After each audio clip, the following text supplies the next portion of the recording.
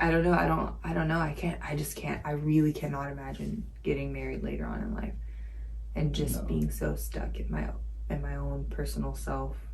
Yeah, I think that's another reason why a lot of people get divorced too, is that the person that they marry don't, like, after you're like 25 and you start getting your life in this pattern, the longer you take to find somebody, the more the stricter your cookie cutter becomes. Yeah. Like, the type of man you have to have in order to... I mean, the type of man you have to have, the schedule they have to fit in, all of it, you become more and more rigid around the person that you want to be with, whether it's male or female.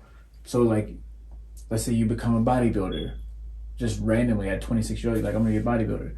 Well, you probably don't want to date somebody who's on the opposite spectrum. Who's on the opposite. So you automatically cut off so many people that aren't into nutrition. They aren't into whatever.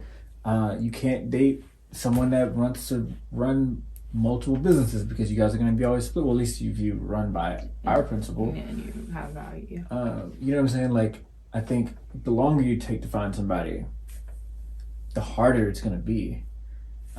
Because also that person's dating and you're dating, and then that's a whole different dynamic in itself, because you're learning different things that might not even be good things to learn from these different experiences you have with other people. Where with us, like, you dated, like, obviously we've dated other people, but we were so young to where it didn't really, like... Doesn't count. It doesn't count, but also it didn't really, like, imprint on us. Like, maybe for you, but for me, it's kind of like, I learned a lot from the relationships I was in when I was 16. Like, you know what I mean? But it's like, it didn't do anything to, like, real world Sam, if that makes sense.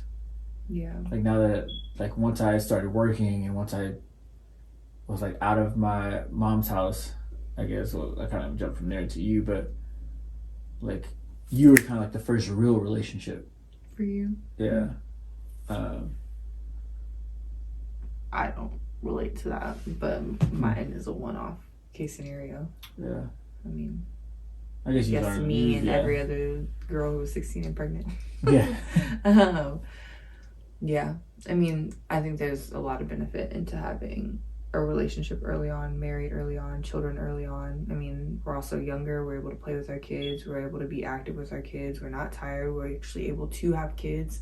We're not in our 30s having fertility issues because our bodies are closer to a menopausal age and whatever it is for men.